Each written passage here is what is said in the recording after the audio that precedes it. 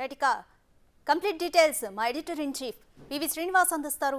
శ్రీనివాస్ గారు, రంగారెడ్డి జిల్లాలో కీలకమైన రాజేంద్రనగర్ నియోజకవర్గం ఎమ్మెల్యే బీఆర్ఎస్ ను వీడి కాంగ్రెస్ లో చేరారు. ఇది కాంగ్రెస్ కి ఏ విధంగా అడ్వాంటేజ్ అవుతుంది? బీఆర్ఎస్ పై ఎందుకని అంత అసంతృప్తి? మీ అనాలిసిస్ ఏంటి? రాధిక, అంటే ప్రధానంగా ఇటీవల కాలంలో స్వామిగౌడ్ నివాసం దగ్గర మంత్రి పొన్నం ప్రభాకర్ అదేవిధంగా ఇతర వాళ్ళు కలిసిన సందర్భంలో ప్రకాష్ గౌడ్ కూడా అక్కడ కలవడం జరిగింది. అప్పుడే దీనికి సంబంధించినటువంటి ఒక వార్త అంటే ప్రకాష్ గౌడ్ త్వరలోనే కాంగ్రెస్ గురి చేరతాడు అనేటువంటిది. లేదు మేము సామాజిక సమీకరణలో భాగంగా స్వామిగౌడ్ నివాసంలో కలుసుకున్నాము తప్ప దీని వెనకాల రాజకీయ ప్రాధాన్యత లేదు అని ఖండించినటువంటి సందర్భం మనం చూసాం. ఎందుకంటే స్వామిగౌడ్ నివాసంలో మంత్రి పొన్నం ప్రభాకర్ అదేవిధంగా sitting BRS MLA Rajendra Nagar sitting BRS MLA Prakash Goud తో పాటు ఇతర కొంతమంది బీసీ మరీ ముఖ్యంగా గౌడ సామాజిక వర్గాన్ని నేతలు ఆ ఫోటోలు అన్ని బయటకు రావటం, ఆ సందర్భంగా రాజకీయంగా పెద్ద దుమారం లేవటం అనేటువంటి జరిగింది.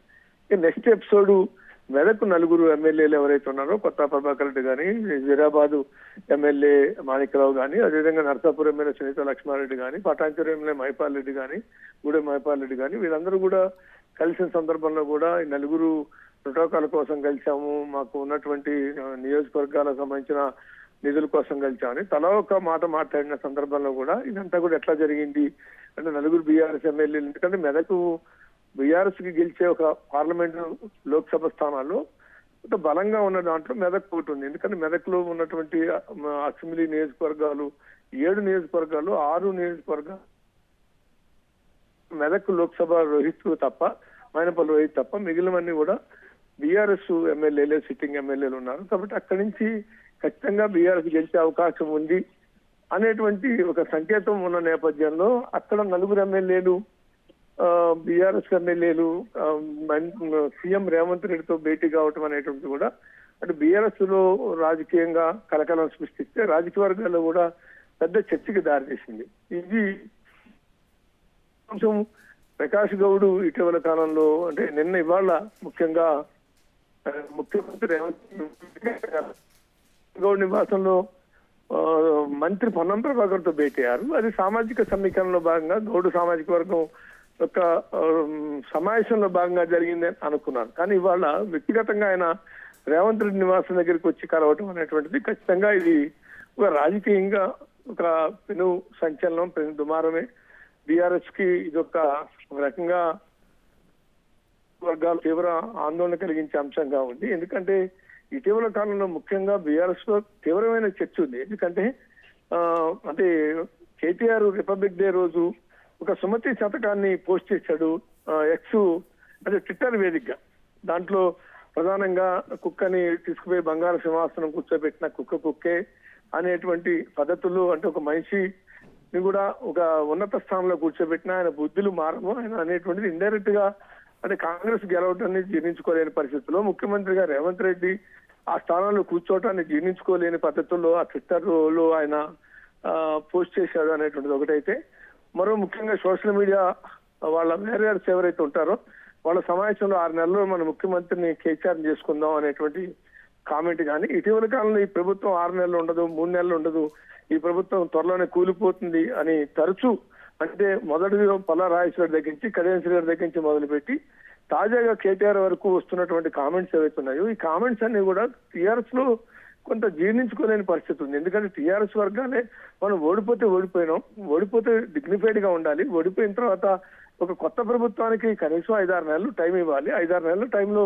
వాళ్ళు కొన్ని కార్యక్రమాలు ఇచ్చిన హామీలు అమలు చేయకపోవటము, వాళ్ళ ఫెయిల్యూర్స్ ప్రభుత్వ పరంగా కానీ పాలనా పరంగా కానీ వాళ్ళ యొక్క వైఫల్యాలు లేదా ప్రభుత్వాన్ని ఎండగట్టడం, ప్రభుత్వాన్ని విమర్శించడం, ప్రభుత్వాన్ని ఎదుర్కోవటం, ప్రభుత్వం యొక్క వైఫల్యాలు ప్రజల్లోకి వెళ్ళటం అనేటువంటిది ఒక రాజకీయ ప్రక్రియ. కానీ అట్లా కాకుండా గెలిచిన మరుక్షణం నుంచే ఈ ప్రభుత్వం ఉండదనో, ఈ ప్రభుత్వం కూలిపోతుందనో, ఈ ప్రభుత్వం ఎక్కువ రోజులు మనగోళ్ళలో ఉండదనో, త్వరలోనే మళ్ళీ మనం అధికారంలోకి వస్తామనో, 6 నెలల్లోనే కేసీఆర్ సీఎం అవుతాడనో, త్వరలోనే మన ప్రభుత్వాన్ని ఏర్పాటు చేస్తాము అని మాట్లాడటం అనేటువంటిది ఇది ప్రజాస్వామ్య ప్రక్రియలో సరైన విధానం కాదు.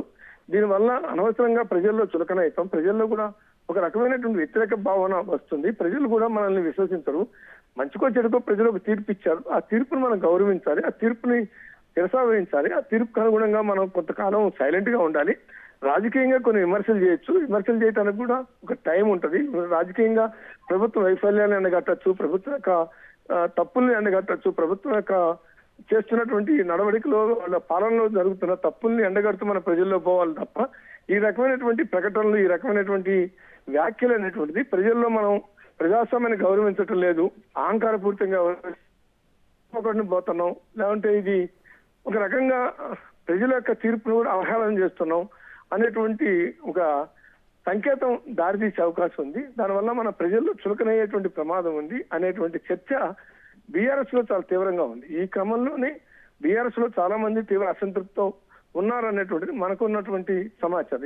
ఈ కాంటెస్ట్ లో చూసినప్పుడు నలుగురు బీఆర్ఎస్ ఎమ్మెల్యేలు, మెదక్ జిల్లా ఎమ్మెల్యేలు రేవంత్ రెడ్డితో సమావేశం కావటం కానీ, లేదు తాజాగా ప్రకాష్ గౌడ్ రాజేంద్ర నగర్ ఎమ్మెల్యే ప్రకాష్ గౌడ్ రేవంత్ రెడ్డితో కానీ, మాజీ ఎమ్మెల్యే ప్లస్ మాజీ మేయర్ కూడా హైదరాబాద్ నగర మేయర్, గ్రేటర్ హైదరాబాద్ నగర మేయర్ తీగల కృష్ణారెడ్డి కానీ, తీగల కృష్ణారెడ్డి కూడా చెప్పాడు పార్టీలో సరైనటువంటి గౌరవం లేదని. ఇటీవల కాలంలో బిఎల్ శ్రీనివాస్ అని ఒక సీనియర్ నాయకుడు కూడా, ముషిరాబాద్ ప్రాంతానికి చెందిన బిఎల్ శ్రీనివాస్ కూడా ఈ పార్టీలో సరైనటువంటి ప్రాధాన్యత లేదు అనేటువంటి పద్ధతిలో కామెంట్ చేశాడు. అంటే వీళ్ళందరూ కూడా చెప్తున్నది ఏంటంటే పార్టీ నాయకత్వం అనేటువంటిది ఒక ప్రజాస్వామ్యానికి విలువిచ్చే విధంగా ఒక ప్రతిపక్ష పార్టీగా హోందాగా వ్యవహరించే విషయంలో సరైనటువంటి విధానాన్ని ప్రదర్శించడం లేదు అని నిన్న సెక్రటరియట్ లో తీగల కృష్ణారెడ్డి కావచ్చు, అంతకుముందు నలుగురు బీఆర్ఎస్ ఎమ్మెల్యేలు అంచనా రేవంత్ రెడ్డిని కలవటం కావచ్చు, ఇవాళ ప్రకాష్ గౌడ్ని కలవటం కావచ్చు, ఈ పరిణామాలన్నీ చూస్తుంటే ఇవి పార్టీ అధినాయకత్వం అనుసరిస్తున్న విధానాలే ఆ పార్టీకి నష్టం తీసుకొస్తున్నాయా అనేటువంటి చర్చ అయితే బీఆర్ఎస్ పార్టీలో తీవ్రంగా ఉంది. ఆ కాంటెస్ట్ లో చూసినప్పుడు ప్రకాష్ గౌడ్ కూడా బహుశా ఈ రకమైనటువంటి వ్యాఖ్యలు అనేటువంటిది, ఈ రకమైనటువంటి కేటీఆర్ కానీ లేకుంటే కవిత కానీ ఇతర నాయకులు కానీ చేస్తున్నటువంటి కామెంట్స్ అనేటువంటివే ఆ పార్టీకి చాలా మంది ఎమ్మెల్యేలను కానీ ఇతర నాయకులు కానీ దూరం చేశారు. Right sir. శ్రీనివాస్ గారు, గతంలో టీడీపీ ఎమ్మెల్యేగా గెలిచిన ప్రకాష్ గౌడ్ కొన్ని ప్రత్యేక పరిస్థితుల్లో బీఆర్ఎస్ లో చేరారు. ఇప్పుడు మళ్ళీ కాంగ్రెస్ లో చేరడం చూస్తుంటే ఇక గతంలో టీడీపీ బ్యాక్గ్రౌండ్ ఉన్న ఎమ్మెల్యేలంతా కూడా బీఆర్ఎస్ నుంచి కాంగ్రెస్ లో చేరే అవకాశం కనిపిస్తుంది అనుకోవచ్చా?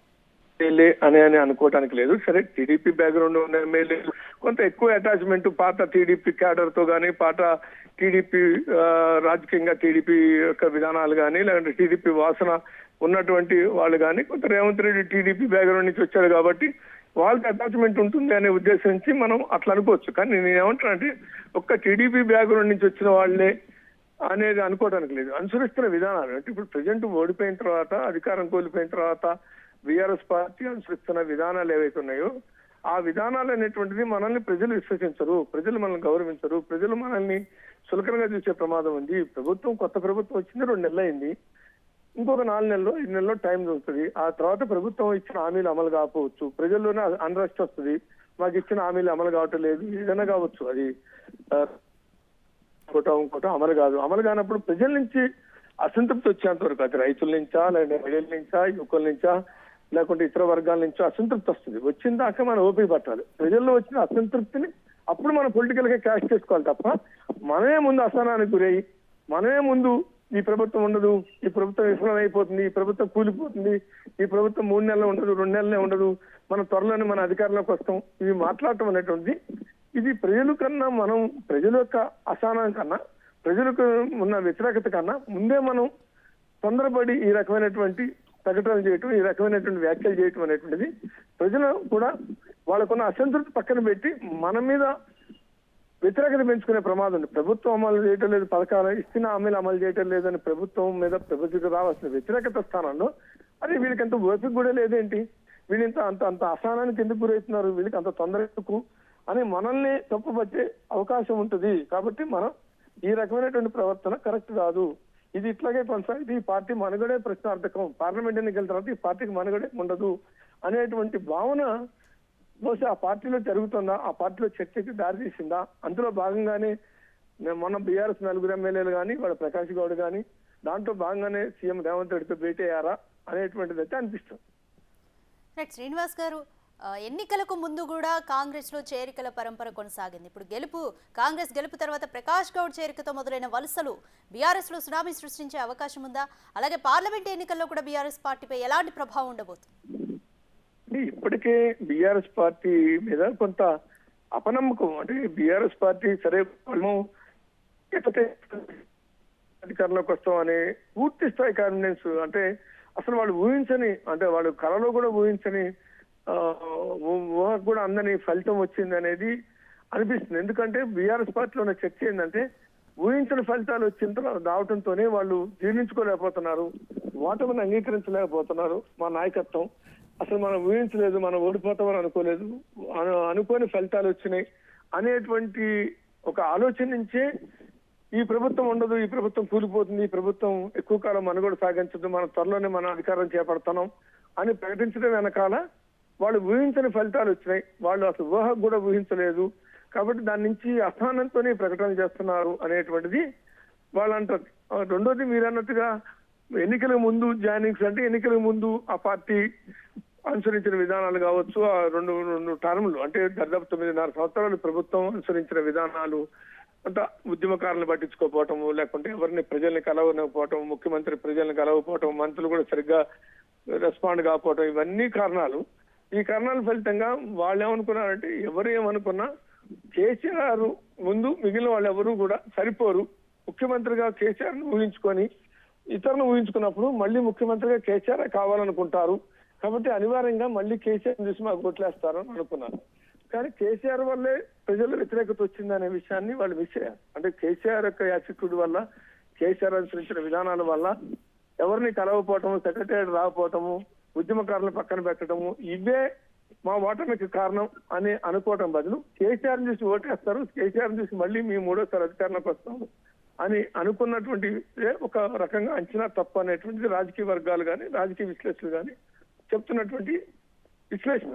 కానీ ఇప్పుడు మళ్ళీ రిజల్ట్ వచ్చిన తర్వాత కూడా సేమ్ అదే యాటిట్యూడ్, అంటే ప్రజాస్వామ్యాన్ని గౌరవించకపోవటం, ప్రజలు ఇచ్చిన తీర్పును గౌరవించకపోవటం, ప్రజలు ఇచ్చిన తీర్పుకి అనుగుణంగా ఓపిక పట్టి 5 నెలలు 6 నెలలు వెయిట్ చేయలేకపోవటం, ఇంతలోనే అసలు ఈ ప్రభుత్వం పని అయిపోయిందని, ఈ ప్రభుత్వం విఫలం అయిపోయిందని, ఇచ్చిన హామీలు అమలు చేయటం లేదని, కాబట్టి ఈ ప్రభుత్వం అమలు చేయలేదని ఇట్లాంటివి మాట్లాడటం వల్ల ఆ పార్టీలో ఆనాడుము ఒక రకమైనటువంటి ప్రభుత్వంలో ఉండి ఎవరిని పట్టించుకోలేదు, ప్రజాస్వామ్యాన్ని గౌరవించలేదు, యాటిట్యూడ్ ప్రాబ్లం అని ఒకటంటే ఇప్పుడు ఓడిపోయిన తర్వాత కూడా అదే కంటిన్యూ అవుతుంది అనేటువంటి భావన ఇప్పుడు పంచుతారు. కాబట్టి మొత్తం వెరిసి ఆ పార్టీ నాయకత్వం యొక్క వైఖరి అనే కలిగిస్తున్న అంశం ఆ పార్టీకిలో కొంత అసంతృప్తిని కలిగించడానికి నాడు నేడు కూడా ఒకే తీరులో ఉన్నారు. గెలిచినప్పుడు అధికారంలో ఉన్నప్పుడు అదే తీరులో ఉన్నారు, ఓడిపోయిన తర్వాత కూడా అదే తీరులో వాళ్ళ వ్యవహార శైలి ఉంది అనేటువంటిది ఆ పార్టీలో ఉన్న చర్చ. Right, thanks for your analysis Srinivas.